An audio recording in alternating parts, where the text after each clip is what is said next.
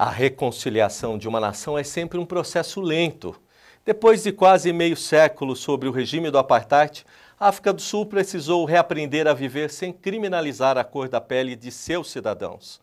No Brasil, não estamos saindo de um regime racista, uma ditadura militar ou uma guerra civil. Porém, o processo de impeachment de Dilma Rousseff causou tamanha polarização na sociedade brasileira que agora, durante a votação que deverá resultar no seu afastamento definitivo, será necessário promover uma reconciliação nacional, de modo que o povo brasileiro possa voltar a conviver com a política sem rancores tribais. Não há um modelo universal para superar divergências profundas, por isso, cada sociedade termina descobrindo o próprio caminho. Entre todas as formas de vencer a polarização política, a melhor alternativa é buscar uma visão comum do futuro. Porém, no Brasil, talvez nunca tiremos as questões de partidarismos, mas não devemos deixar de sonhar com um futuro melhor, onde teríamos uma sociedade mais amparada em políticas públicas realistas com justiça social.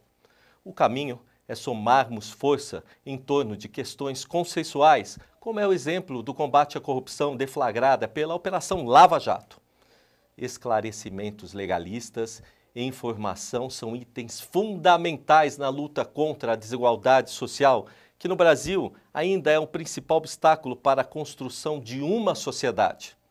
Alguns brasileiros têm na alma essa vontade de ver um país mais igualitário e quero aproveitar essa abertura de programa para agradecer esse jurista que ao longo desses anos tem incansavelmente ajudado esse jornalista aqui e a equipe do nosso programa a trazer esclarecimentos ao povo tão carente de direitos efetivados em nosso Brasil. Estou falando com muito orgulho do jurista Kioshi Arada. Bom, os temas a serem abordados no programa Questão de Justiça de hoje são o impeachment, abuso do direito de defesa ou morosidade do processo que parece estar confundido crime comum com crime de responsabilidade, que é um crime político. Sobre o programa de ajuste fiscal, é de fato necessária a elevação de impostos? A repatriação de bens existentes no exterior? O julgamento de contas de prefeitos pela Câmara de Vereadores? Olimpíadas? Com uma breve avaliação lembrando os pontos positivos e negativos. Polêmico projeto legislativo de 2009, que versa sobre o abuso de autoridade. Está no ar o programa Questão de Justiça. Você acompanha o Questão de Justiça também pelas redes sociais, né? Eu quero agradecer muito essa participação agora, porque a gente tem o Face On, né, doutora Lúcia? A gente está presente aqui. A gente falou na entrada do programa do Dr. Kioshi Arada, porque ele virou um patrimônio, não tem número de patrimônio nosso do Questão de Justiça, mas eu considero de alma isso, né? E agradecer ao senhor, Dr. Kioshi, porque se não fosse o senhor há esses 2 anos, eu acho que a gente nem teria... Aliás, o senhor é o responsável da gente ter sido indicado para o Inovare 2014, 2015 e 2016. Então, se o senhor sair, a gente já não tem mais Questão de Justiça, né? A gente tem vários pontos, doutor, que eu acho para tratar, mas agora, sexta-feira, que a gente está gravando o programa, vai passar durante o final de semana, e começou ontem a questão do julgamento da presidente afastada, né? A nossa presidente, ou a presidenta, né? Dilma Rousseff. E com o Lewandowski presidindo a mesa, que é a função dele agora. E já deu muita briga, né? Aquela senadora Gleisi, né? Ela já começou a brigar com ele falou que ela estava fora da curva e começou bem a questão do debate. Então, eu queria entender agora esse processo, como é que o senhor está vendo? A gente, segunda-feira, acho que finaliza já tudo, né? Como é que o senhor está vendo esse processo, como a gente colocou na abertura? Vai ser um processo difícil para a gente retomar a questão econômica do país? Boa tarde a todos, boa tarde, Walter, muito obrigado pelo convite. É uma honra estar presente novamente a este estúdio. E quanto à questão do impeachment, parece que está havendo uma grande confusão entre um processo criminal, por crime comum, com um processo político, por crime de responsabilidade. talvez fosse o caso de mudar a denominação, né, crime de responsabilidade, e dizer, a Constituição dizer que o presidente fica impedido nos seguintes casos, né? É um caso de impedimento, porque há muita confusão. Esse negócio de contraditória e ampla defesa é próprio de um processo judicial, né? Num processo político, não é assim. Crime de responsabilidade é crime apenas de nome. O que faz com que a governante seja destituída do poder é a falta de responsabilidade no exercício do cargo, não é? Essa falta de responsabilidade abarca essas duas questões a que o Congresso ficou atrelado por força da decisão do Supremo Tribunal Federal, pedalada e abertura de crédito adicional suplementar. Não tem nada a ver. Falta de responsabilidade ocorre pelo exercício do cargo atentando contra a probidade na administração. Não é? É mentir. Se vocês estão lembrados, por que o Nixon sofreu o impeachment? Porque ele mentiu perante o Senado, o Congresso. Falou que não sabia da invasão do prédio lá no Watergate pelos agentes da FBI. Agora, houve uma prova em sentido contrário, então ele foi impedido. Por quê? Mentir é uma falta gravíssima em termos de exercício do mandato, entendeu? E agora, a nossa presidente não fez outra coisa senão construir mentira em cima de mentira, antes, durante a campanha e durante o exercício. Agora, a mentira não ficou só na boca. A mentira foi documentada em balanços, balancetes, relatórios, fazendo com que a população e os demais agentes públicos tivessem uma noção errada quanto ao equilíbrio das contas públicas. Dava assim a impressão de que estávamos nadando em dinheiro, quando na verdade estávamos no fundo do poço. Não é? Então, isso que tem que ser julgado. Agora, para isso não precisa ficar ouvindo ad nauseam testemunhas. Não é? O que eles estão fazendo lá? Falar, não, que é golpe, não é golpe, é golpe, não é golpe, pedalada não dá impeachment, que dá abertura de crédito, não sei o quê, repetindo sempre a mesma coisa, desde a Câmara até agora no Senado. Verdade. É a primeira vez na história que a acusação tem que ser decidida por duas casas. Pela Casa do Povo, que é a Câmara, como está na Constituição, e também pelo Senado, por decisão da Corte Suprema. Não é? Quando o Senado está lá só para julgar, mas julgar politicamente. Nenhum senador é obrigado a justificar o seu voto. Tá? Aliás, esse negócio de mentira, falta de decoro no exercício da função pública não é algo que tem que ser comprovado, é algo para você ver e sentir. Não é? E não é algo nem para ser definido o que é. Está mais no sentimento, né?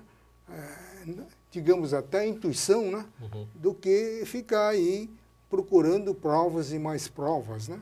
E está virando um espetáculo circense. Ninguém mais aguenta ficar ouvindo a mesma ladainha, né? Isso se chama abuso de direito de defesa, como bem disse e escreveu o desembargador federal,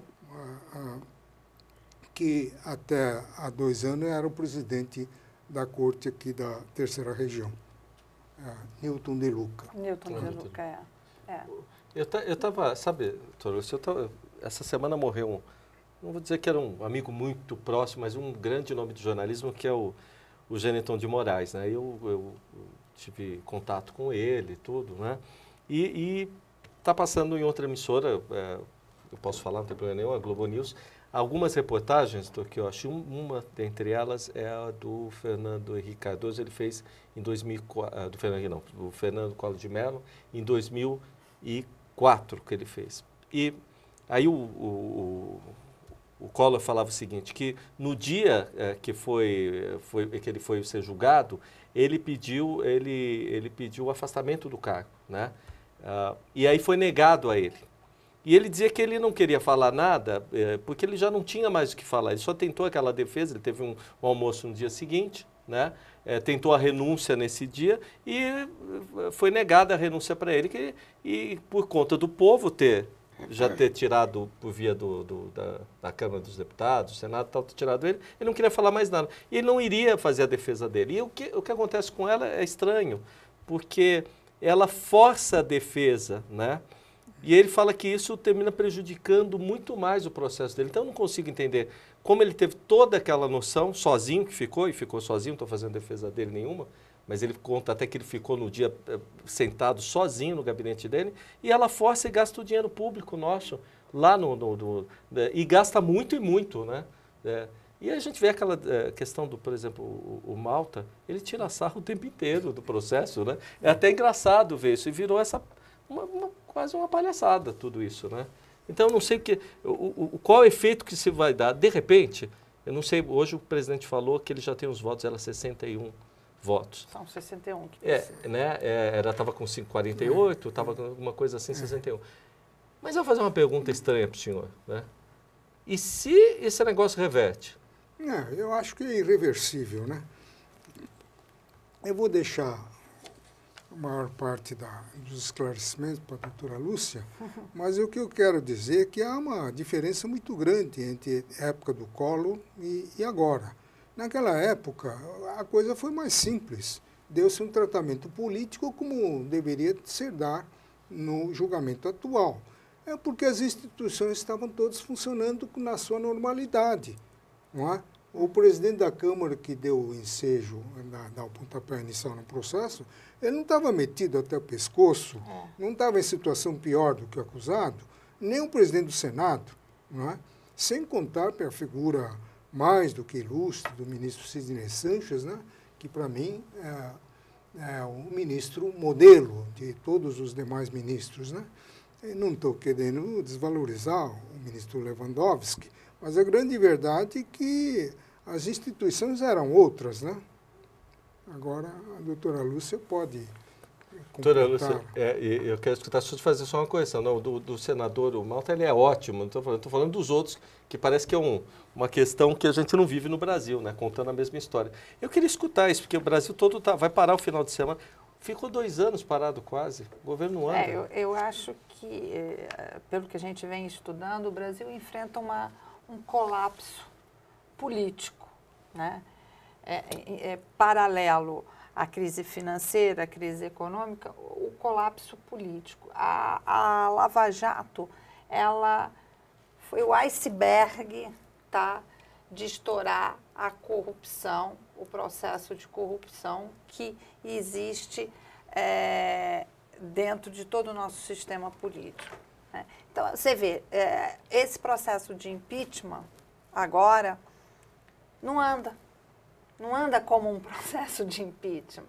Na verdade, ele está andando como um processo criminal, né? Porque se houver alguma coisa que pode dar nulidade, vamos tentar reverter. Mas, gente, nós não estamos falando de um crime em si, nós estamos falando de um crime cometido contra o povo brasileiro. É muito mais. Então, a diferença do impeachment do presidente Collor para esse impeachment é que nós estamos diante de uma situação esdrúxula que vem desde aquela época, né? Isso é um resultado que vem. Só que eu acho que a população, agora existe um efeito, né? Que são os meios de comunicação, a mídia, a internet. Então, uma coisa hoje não é mais tão manipulada como se deveria ser, porque as redes sociais estão aí e o povo está tendo um pouco mais de consciência, né? Eu me lembro que no governo do Fernando Collor, vários estudantes foram à rua, os caras pintadas, e aquilo, né, numa manifestação, e aquilo levou até o que ocorre geralmente quando um governante sofre um processo de impeachment, a renúncia. Mas agora não.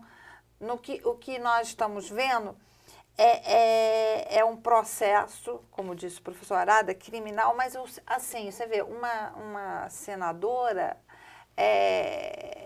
falando, né, questionando o presidente que está presidindo o Lewandowski, o ministro Lewandowski. Então, existe uma inversão. É como se o réu, dentro de uma sala de audiência, começasse a questionar o juiz. Isso daria o quê?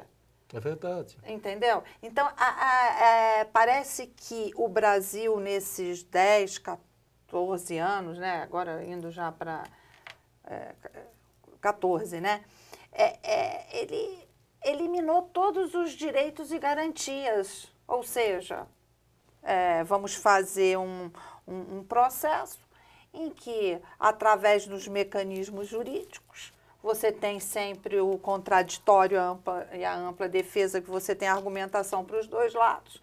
Então, a senadora diz que o ministro Lewandowski não tem isso, discute, e não existe um curso legal desse processo de impeachment. O Brasil, ele está numa crise moral, uma crise política, né? E essa crise moral e política é que desencadeou a econômica. Embora que o governo tenha ressaltado sempre o problema econômico, porque isso aflige o bolso da população, então é mais fácil comentar, né, que tem que fazer ajuste, reforma e tudo. Não deixou de lado e as questões fundamentais, né? Fundamentais. A presidente, ela cometeu ilícito, um crime, vamos dizer assim, diferenciado, né? E ela tem que ser julgada de forma política, de forma diferenciada. Da mesma forma que, para que a população entenda, da mesma forma que se nós cometermos um furto, nós vamos ser julgados por um juiz. Se cometermos um crime contra a vida, seremos julgados por um tribunal do júri. Agora, isso não pode virar uma bagunça. Faz aqui, pega daqui, pega lá. Não, é um crime, é um impeachment, ela mentiu, comprovadamente está comprovado isso, é um crime político e tem que ser julgado pelas casas, a que assim a Constituição determina, ponto. Tá? Porque o processo tem que ser igual, como se ela tivesse cometido um crime de furto? Não. A Constituição e a própria legislação penal diversifica isso. Mas a ordem das coisas no Brasil estão todas misturadas. E quando existe bagunça, é para tumultuar. Para tumultuar, que é para poder... Tirar o foco. Tirar o foco, né? Entendeu? O técnico da AGU, desculpa não lembrar o nome agora, mas tanta coisa, da AGU não, perdão, do Tribunal de Contas, e ele falou o seguinte, e o que o senhor citou muito, é que eu não estou aqui para julgar, eu estou para falar que feriram a lei diretriz, a lei orçamentária. Ele falou isso várias vezes ontem. Mas desde o tempo da Câmara, é sempre a mesma ladainha, né? Porque ninguém aguenta mais ficar ouvindo isso, né? Agora estão dizendo que a presidente, apesar de contar com a defesa de um advogado mais do que operoso, né? Diz que vai fazer a defesa própria. Isso. Eu tenho certeza absoluta que na defesa própria ela vai cometer novamente N vezes o crime de responsabilidade, porque ela vai mentir, e mentir é crime. Mentir dá impeachment, entendeu? Ela vai mentir durante toda a defesa que ela vai fazer. Eu não queria estender, porque eu queria até... O senhor queria já entrar, mas eu queria só... Mas é isso. Então, a grande verdade é que o afastamento definitivo é irreversível. Mas essa confusão de dizer que o processo tem que ser assim, que tem que ter... Isso gera uma certa dúvida, que tem pessoas ainda que estão em dúvida nos seus votos, porque estão confundindo as coisas. Mas os senadores ou a população toda? Não, os senadores, a população, porque fica aquela coisa... tem certeza. Os senadores sabem exatamente o que é como é que tem que julgar. Mas eles estão com receio de comprometer todo o processo se não obedecer à formalidade imposta pelo Supremo Tribunal Federal. Entendi. Por isso que ele não sai desses dois termos que constam da acusação, que pouca coisa tem a ver com impeachment, né? Uhum. O impeachment, na verdade, é porque ela faltou com a responsabilidade no exercício do cargo. Não é? E mentir é uma das irresponsabilidades. Olha, eu queria perguntar uma coisa, senhor, assim, eu sei que eu estou seguindo a pauta, eu só perguntar uma coisa que é da OEA. Né? Eu vi que essa semana o Serra deu uma resposta assim, truncada, disse que era descabido o documento encaminhado, e foi uma coisa assim que até chamou muito a atenção. Essa situação, que eu acho, porque a gente é questionado se está havendo um golpe e pede explicações com relação a isso. Isso a gente nunca viu aqui no Brasil. Walter, é a segunda vez que eu fico admirado com o novo chanceler, José Serra. Primeira vez quando deu uma lição, mandou calar a boca esses regimes bolivarianos, né, que está metendo o bedelho no nosso processo.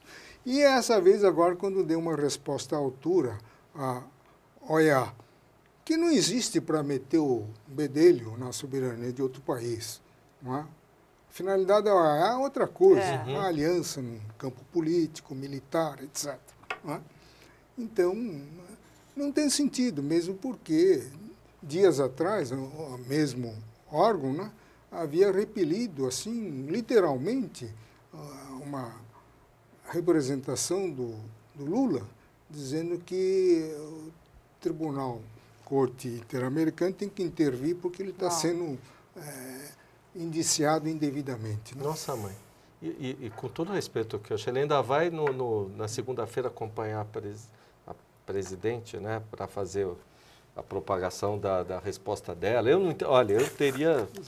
Complicadíssimo isso. Olha, tem um texto aqui, doutor, que eu achará, está no nosso site, que é o aumento tributário necessário. E olha só, o senhor deve ter alguma coisa de guru na frente, né? Porque não é possível, né? O Temer, numa reportagem do mercado, está tudo, né? Política está no mercado do Estado de São Paulo. Vou mostrar aqui, o Estado mesmo, na Folha de São Paulo. E fala no quê? Agora eu quero entrar no que está no assunto do seu texto. Imposto e o aumento, né, da máquina, mas é o aumento, inclusive, da base salarial que a gente teve aí, que era de 32, começou com o judiciário, para 39 o piso, foi isso, né, dos ministros e tal. E o senhor sempre fala mesmo, a máquina tá inchada, né? Como é que vai ficar? E aí o governo fala assim, não, eu vou esperar o impeachment, porque parece que depois vai vir aquele pacotão enorme e o aumento... Não, dá um susto, né? A gente fica assustado. É melhor não passar o impeachment, porque se está ruim, na hora que passar, vai ficar terrível o negócio. Mas ele barrou o aumento, ou esperou o aumento, né? Como é que o senhor vê? Porque o senhor já tem anunciado aqui várias na máquina inchada. Doutora Lúcia, se nós fizermos um retrospecto histórico, voltando para a década de 90, quando a carga tributária estava em torno de 19% do PIB, né? Menor do que a média da América Latina, e agora estamos em 36. Não é? Será que nenhum governante, nenhum agente político está enxergando esse círculo vicioso que se instaurou? Não é? Rombo das contas públicas seguido de aumento do tributo. Não é? Novo rombo, novo aumento. E cada vez com intensidade maior. Quanto maior o rombo, maior o aumento.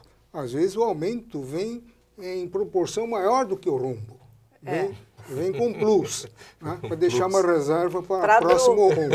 E o rombo aumenta.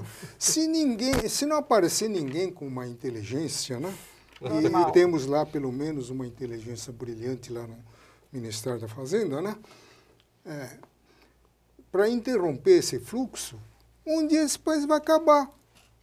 Tudo que você produzir, que o cidadão comum produzir, o cidadão de classe especial vai acabar consumindo em forma de folha e pagamento de juros. E não vai restar nada para investimento, que é necessário para manter a qualidade de vida.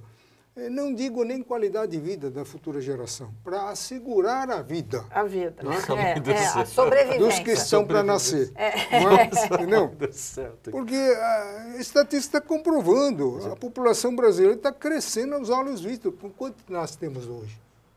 Quase 200 milhões. É. Há poucos anos atrás se falava em 150 milhões, depois 180, depois 190, 200.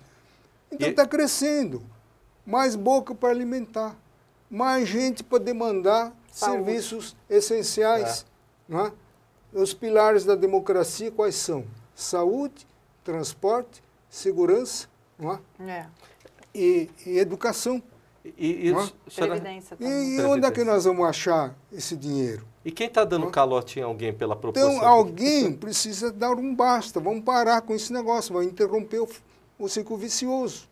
Então, é tudo elementar. Não é? A dona de casa sabe que não pode gastar mais do que ela e o marido traz para casa. Entendeu? Então, a questão é aritmética. Eles vão gastando, gasto não tem limite. O que está fixado na lei orçamentária, aquilo é uma ficção. Não é? Eu vou gastando por fora. Não é?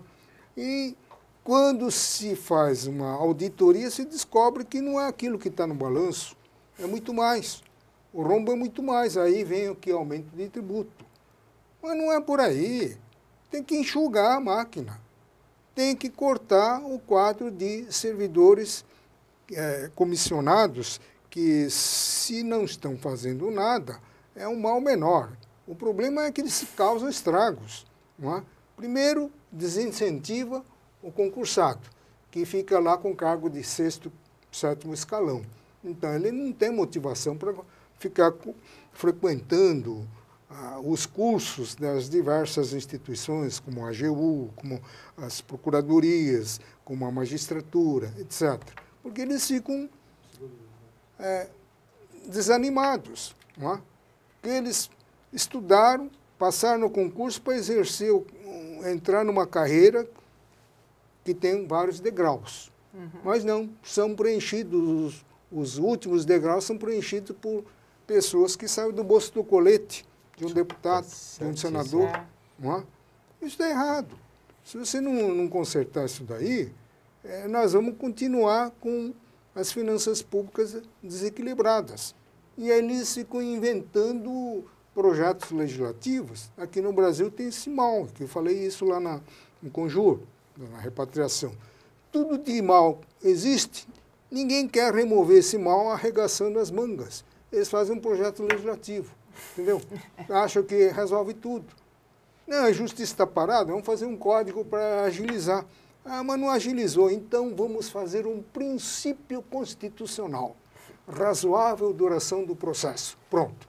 Agora é um princípio constitucional. Agora a coisa anda. Agora a coisa empacou porque eles estão perdendo tempo para discutir o conceito de razoável duração do processo. Está demorando mais tempo. Ainda não chegou a um consenso. Qual seria razoável? 5 anos? 10 anos? 20 anos? Não, isso depende. Na conjuntura atual, eu diria que uns 30 anos é razoável. Entendeu? Que coisa. Então, é tudo assim, solução via legislativa. Nada de botar a mão na massa. Entendeu? Esse é o grande mal do Brasil. Não, e se fosse só soluções legislativas de leis bem feitas, mas quando o projeto de lei é feito, encomendado por juristas, né, que sentam, elaboram, aí quando eles vão para casa, para o Congresso Nacional, aí começa aqueles cortes, vira um Frankenstein, aí a lei é promulgada. E aí fica cheia de vícios. Aí tem que ir para o judiciário, tope o judiciário, para o judiciário fazer, às vezes, daquilo que a Casa Legislativa tinha que ter feito de forma direita. Outro dia eu estava participando de uma palestra com um professor italiano, e ele falando sobre Previdência, né? Ele falando que na Itália a lei é a lei. A lei é muito discutida, mas feita de forma séria. Então, quando a lei é promulgada, a lei é cumprida. O que se discute no judiciário é o não cumprimento da lei. Mas o que parece é que o judiciário agora, não contra o judiciário, mas ele está suprindo uma lacuna. Ele está interpretando a lei, né? Porque a lei vem cheia de lacunas, né? Então, assim, você vê aquele aparato do legislativo, não sei quantos assessores, não sei quantos funções de cargos comissionados. Não, é um aparato. Né? E, no entanto, as leis já saem com problemas. Já visto, a gente está vendo aí um novo Código de Processo Civil, né, que veio para agilizar e parece que vai perpetuar. Mas, Júlio, você falou que sobra para o judiciário interpretar essas leis confusas. Eu tenho minhas dúvidas se não é isso que o judiciário quer, viu? Porque se você fizer a lei bem simples, objetiva, aí qualquer um pode ser jogador, não é? Então, leis confusas, emaranhadas, duvidosas, que abre espaço para o julgador demonstrar toda a sua cultura, toda a sua erudição, né? E acaba redundando num acordo de 30 folhas, né? É isso que eles querem, né? Então, e mais ainda, viu? O problema do judiciário aqui não vai resolver nem com instrumentos legislativos, nem com boa vontade dos juízes. Porque para cada brasileiro que nasce, é um litigante em potencial. Verdade. Entendeu? Todo mundo vai para a justiça, não é? Aí, outro dia, o ministro Sidney Sanches estava dizendo que, numa das visitas que ele fez à Suprema Corte do Japão, ele perguntou para o presidente: quantas ações de inconstitucionalidade vocês julgam aqui por ano? Falei: nenhuma. Mas como? Nenhuma. Porque o parlamento japonês não faz leis inconstitucionais. Entendeu? Não, que coisa. E lá no Japão, o sujeito vai na justiça assim, envergonhado, escondido. Ele não fala para ninguém que ele entrou na justiça. Porque aquilo é capta de minúcia para ele. É sinal de incompetência na solução de problemas domésticos, que ele deveria ter solucionado dentro de casa, com o seu credor, conversando, entendeu? Dialogando. Aqui não, o cara fala em alto e bom som. Eu devo, mas só pago na justiça. E ele paga na justiça, depois de 10 anos, processo de conhecimento, transito em julgado, eu estou com um processo que estou com 15 anos, tentando penhorar alguma coisa, entendeu? O cara levou tudo para Bahamas, não deixou nada, deixou 5 contas aí para tirar o sarro do juiz. Quando foi bloqueado, a conta mais que tinha valor mais elevado era de 1,20 centavos. O resto tinha lá 50 centavos, 60 centavos.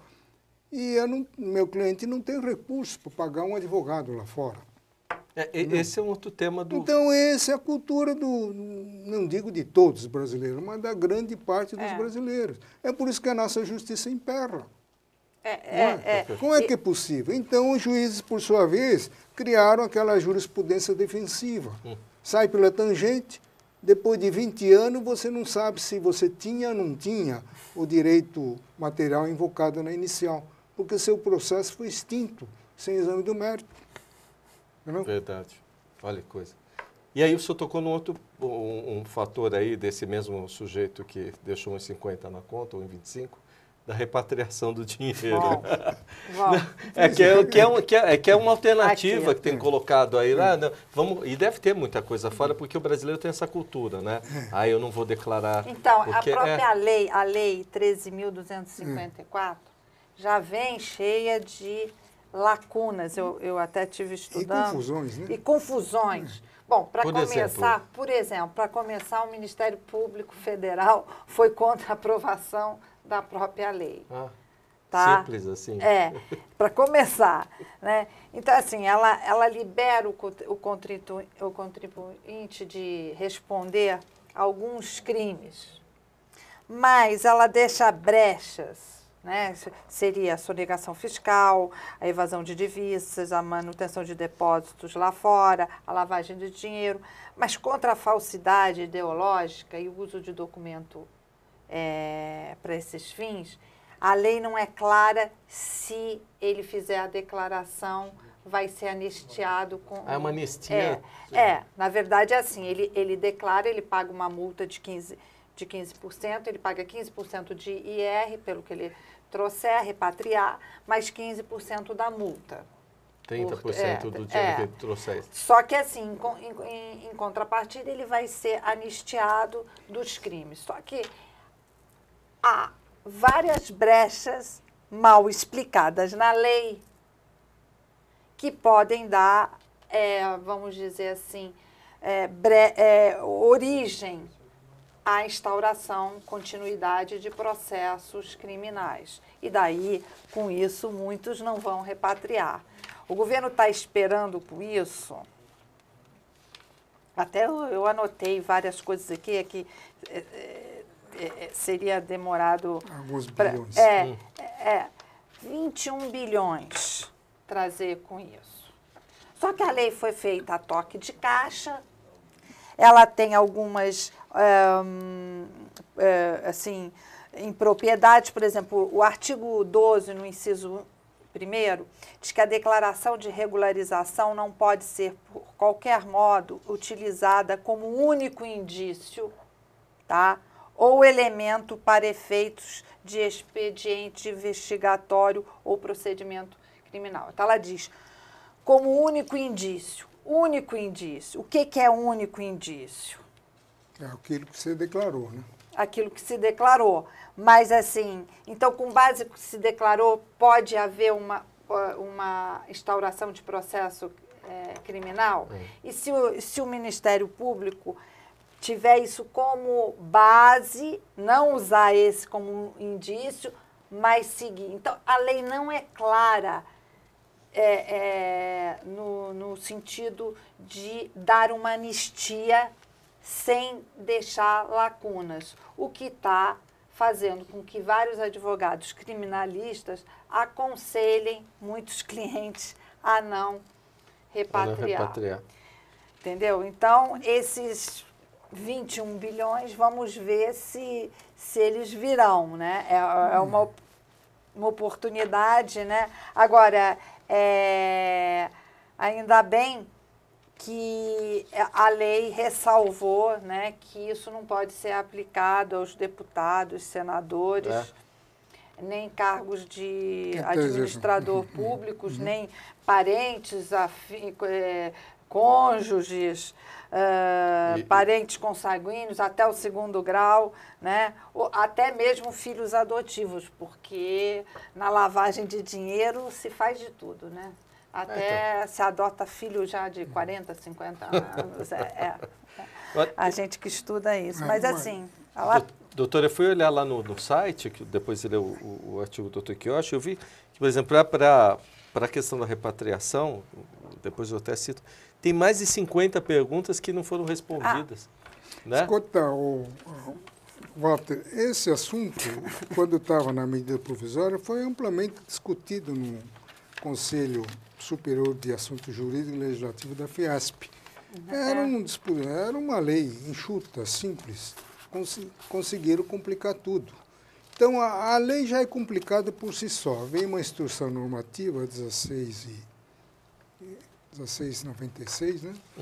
De 2016, que, por sua vez, foi regulamentado por um ato declaratório interpretativo e um ato complementar. Quer dizer, aumentando a sombra duvidosa. Né? E, para começar, e também, para terminar, a Procuradoria-Geral da Fazenda Nacional também deu o seu palpite lá, a pretexto de esclarecer o conteúdo do artigo 6º da lei. Ele conclui no sentido de que aqueles ativos consumidos antes de 31 de dezembro de 2014, que é a data básica para você declarar o que existe lá fora, 31 agora. a Procuradoria diz que tem que computar na declaração, entendeu? Aí que tem toda a isso confusão. Me parece que extravasou na lei. Agora, em alguns casos, sim.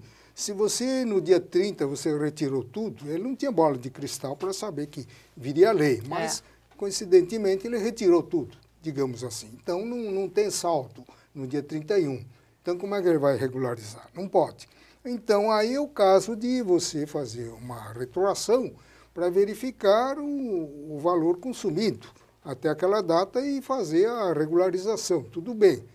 Mas não indistintamente como eles querem, não é? Declarar, além do que está no 31 de dezembro de 2014, o que você consumiu antes, entende?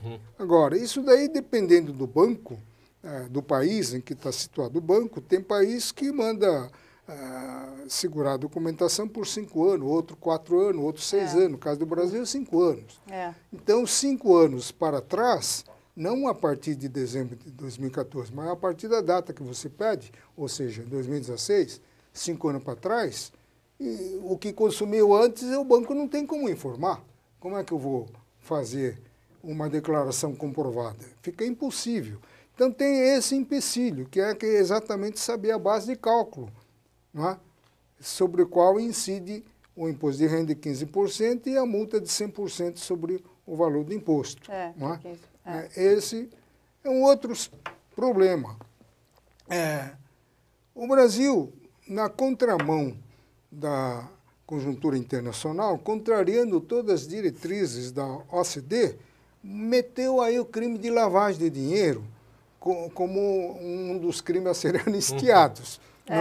Meu Deus do céu, o Brasil tem tratado multilateral se obrigando a combater o narcotráfico, a lavagem de dinheiro, não é? Isso que eu ia perguntar. Entendeu? Então, não podia ter feito isso. É verdade que o Brasil não pertence ao OCDE, não está afiliado, mas ele faz parte do G20, que segue a cartilha da OCDE. Então, está comprando briga com a comunidade internacional. Agora, Lúcia, você disse que tem advogados não recomendando a repatriação por causa da possibilidade de levantar uma pista para a continuidade da investigação criminal e pegar um processo criminal. Eu digo o contrário, porque essa é uma lei de natureza mista. Tributária de um lado e penal de outro lado. Quer dizer, dá oportunidade para você fazer uma espécie de denúncia espontânea, pagar menos do que pagaríamos aqui, na verdade, 27,5%, é uma denúncia espontânea, isso mesmo. 15%, e fica livre dos crimes. Só que, depois de 30 de outubro deste ano, quando vence o prazo, entra em vigor a troca de informações automáticas. Tem mais essa. Via país para o outro. Entendeu? Agora eu quero ver como é que o Supremo Tribunal Federal vai barrar isso daí. Primeiro que é um poder que age provocadamente. Ao que eu saiba, ninguém questionou por via de ADIM a inconstitucionalidade desses tratados internacionais, que obriga a troca de informações sem passar pelo crivo do judiciário. Entendeu? Então, se Suíça requisita informação do Brasil, o Banco Central manda para lá, entendeu? Vai ser pior para quem não fez a declaração. Entendeu? Porque hoje em dia, esse negócio de sigilo bancário, sigilo fiscal em nome da intimidade, um valor fundamental, isso daí é um discurso ultrapassado. Não é? Agora, o Supremo Tribunal Federal parece que não vai abrir mão do princípio da reserva de jurisdição para quebrar o sigilo. Em nome do direito à intimidade. Eu não vejo como é que abrir a conta bancária quebra a sua intimidade.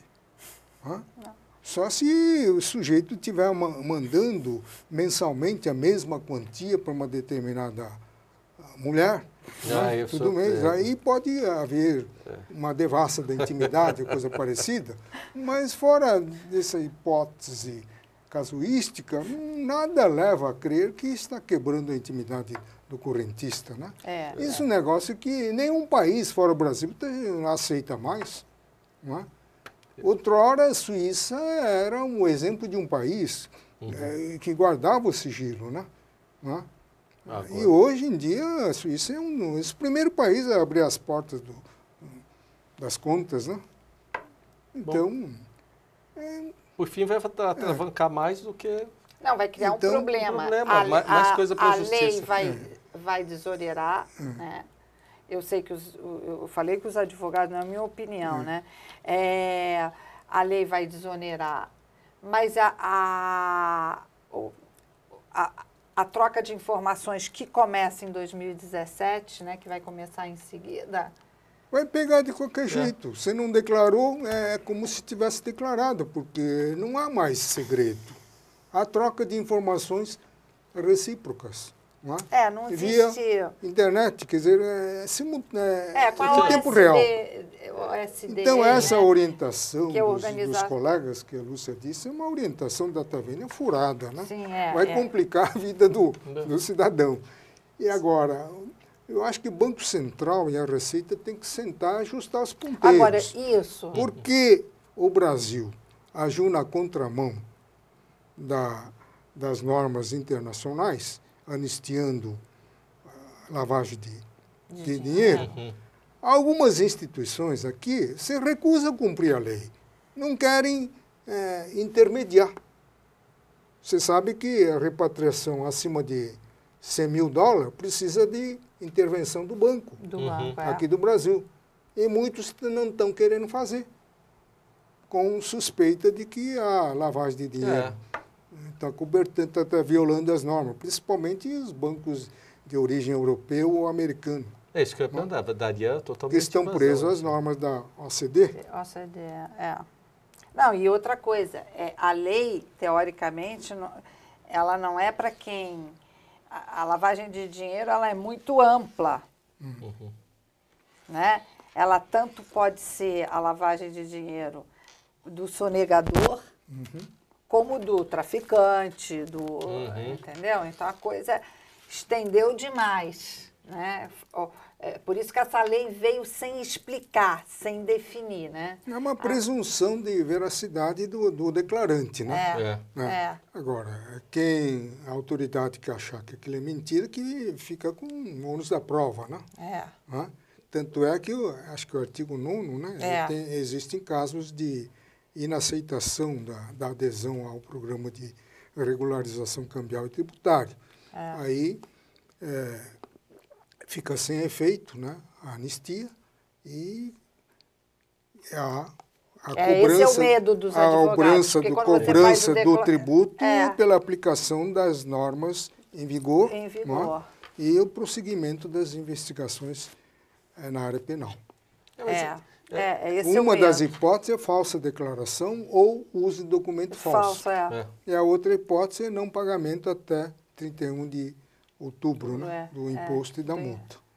Olha, é uma coisa bem estranha, porque vem tudo na contramão, né? Porque ela dá margem exatamente para fazer isso, trazer um dinheiro que já está lá fora. Agora, deveria facilitar esse fluxo, né? Porque nós estamos precisando de dinheiro, né? Porque o dinheiro não saiu necessariamente para fazer coisas escusas, mas para proteger o patrimônio, né? Porque nós estávamos vivendo, naquela época, uma sucessão de planos econômicos, né? Isso. Um atrás do outro, né? E o último aí deles ainda um golpe de confisco de 25% do ativo, né? E hoje, os milhares de poupadores na cadeia de poupança estão aguardando o desfecho daquela ação, né, a DCPF, né, que está no Supremo, que não vai julgar por falta de quórum, né? O ministro Fachin diz que ele está impedido, ele não pode votar, então não dá maioria, então não dá quórum. Entendeu? Só vai dar quórum quando os atuais ministros caírem na compulsória, né? E é difícil porque tem a PEC da Bengala, né? É uma coisa... Tem que esperar nomear ministros mais jovens, né? Para poder julgar isso daí. Que coisa. Enquanto isso, o povo ali... E quando entraram com essa ação, todos os acordos que os bancos estavam fazendo foram suspensos, né? Na esperança de ter uma decisão contra o poupador, né? É só no Brasil mesmo, né? Então, isso fez com que muita gente levasse o dinheiro de uma forma ilegal, que não tem nada a ver com a origem ilegal do rendimento.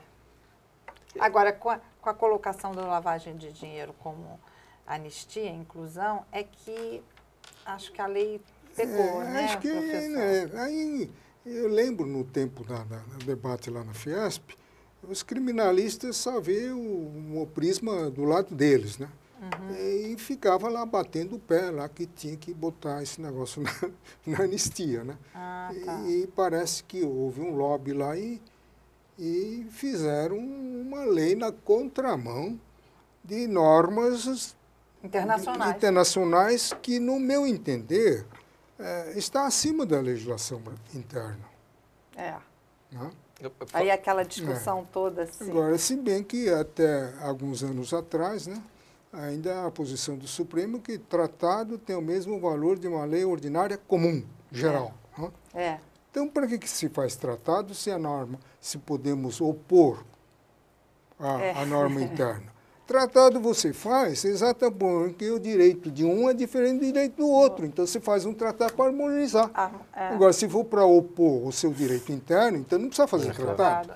Não adere. Quer dizer, por incrível que pareça, essa tese prevaleceu durante décadas e décadas no Supremo Tribunal Federal, até que o legislador teve uma reação, que resultou no parágrafo 3º do artigo 5º, né? Que os tratados que versam sobre direitos humanos, aprovados em 2 turnos, por quórum qualificado de 2/5, têm o mesmo valor de uma emenda. Ora, isso daí é muito menos do que está no parágrafo 2º, que diz que os direitos fundamentais não são apenas aqueles nominados, mas todos aqueles que decorrem de tratados e convenções internacionais de que o Brasil faz parte. É muito mais amplo, entendeu? Eu queria fazer uma pergunta para o senhor, porque parece o seguinte, tudo vem depois do impeachment e aí tem um emaranhado de ações para promover que o déficit público seja minimizado, e aí um emaranhado de normas para poder arrecadar dinheiro, enfim. Aí a gente pega agora a LDO de 2017, foi para 139 bilhões, né? Imediatamente, no mesmo jornal que eu li isso, no mesmo dia que saiu no Jornal Nacional, e vem o Rio Grande do Sul pedindo ajuda porque não está conseguindo pagar as contas com relação à segurança pública. Aí, imediatamente, e foi tudo na mesma escala, na manhã seguinte, o presidente em exercício fala que ele não vai fazer um aumento também e vai esperar, porque ele conseguiu aprovar a PPI, né, que é aquele programa de parceria público para investimento nos aeroportos, e tinha colocado a questão das ferrovias, e depois ampliou e voltou para trás. Então, para entender é difícil tudo isso, né?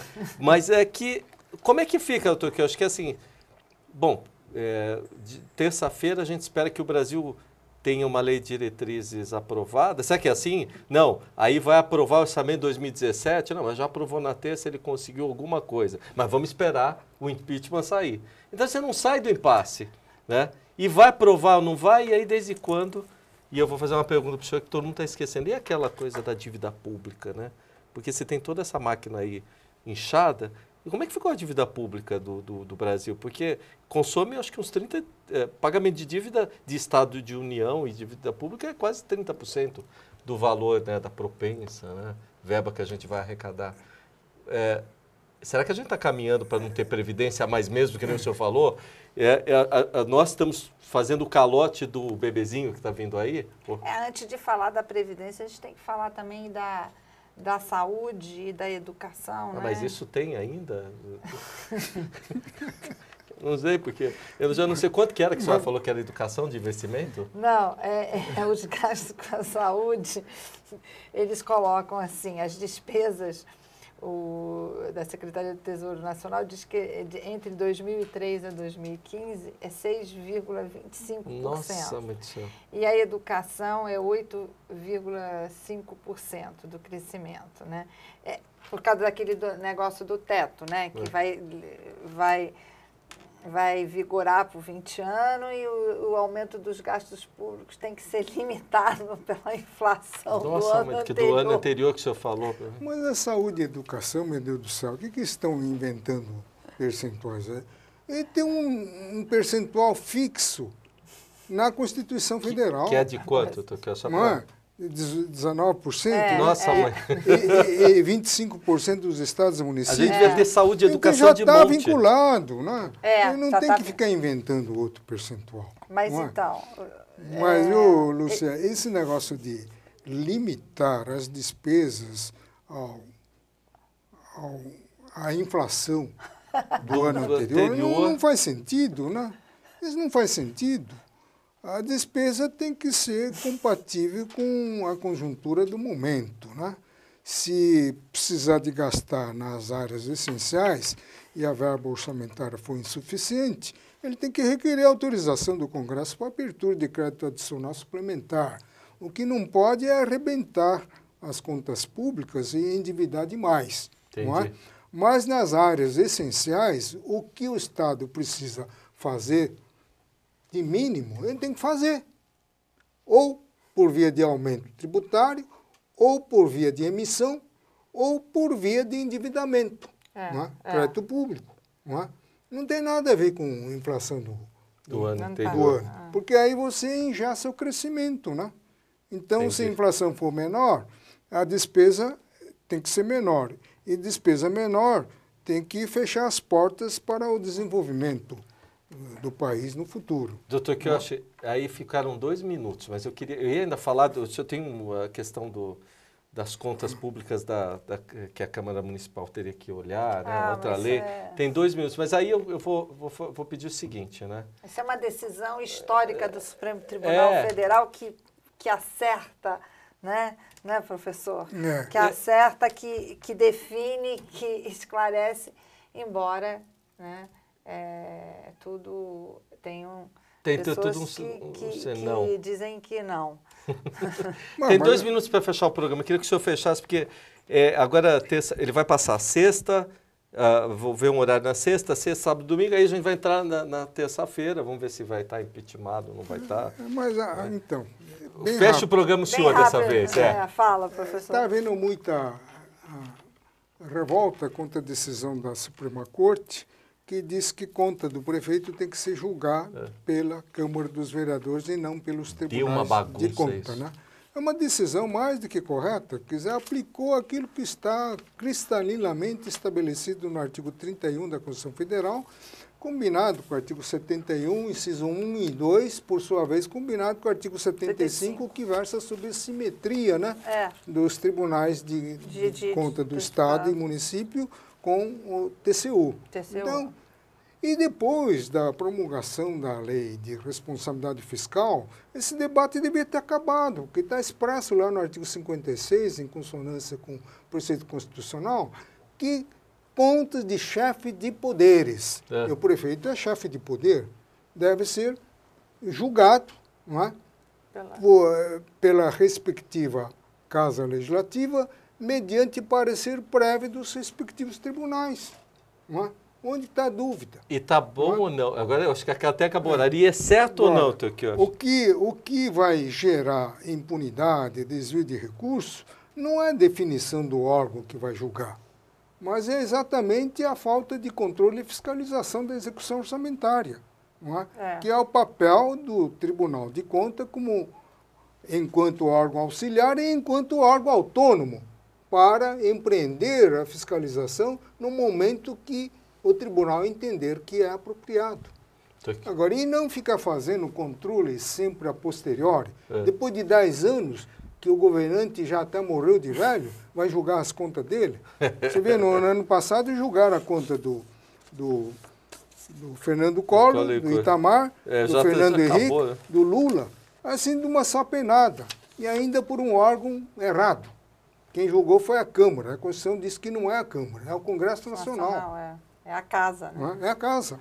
Então, que eu estava falando, vou ter que voltar de novo, não adianta, tá vendo? É por isso que é importante o senhor vir aqui. Né? E ficou assunto pendente, mas também a gente vai falar na outra semana. Eu queria agradecer ao senhor, porque a gente sempre faz esses programas e ajuda a esclarecer a cidadania. Quem está na rede social tem falado bastante. Né? E a doutora Lúcia também. Posso fazer o convite para o senhor voltar? Não sei se semana que vem, eu fico tomando tempo de vocês, mas é importante porque vai ter o impeachment aí e eu quero ver se alguma coisa vai andar. Obrigado, Toquioshi. Obrigado. Vamos ver o contraditório do impeachment. Por favor, né? Porque a coisa está melhor que a novela das 8 da Globo. Tá? Vai dar outro impeachment, porque ela vai cometer outro crime durante a defesa. Vamos acompanhar, vou botar o programa nas redes sociais que vocês estão vendo aí, o Toquioshi, vou colocar na rede do Toquioshi, da doutora Lúcia, e vamos acompanhar essa novela que vai ser até terça-feira. Obrigado a sua participação que vocês estão na rede. Até a próxima semana, né? A nova Odisseia que vai ter aí do governo. Obrigado.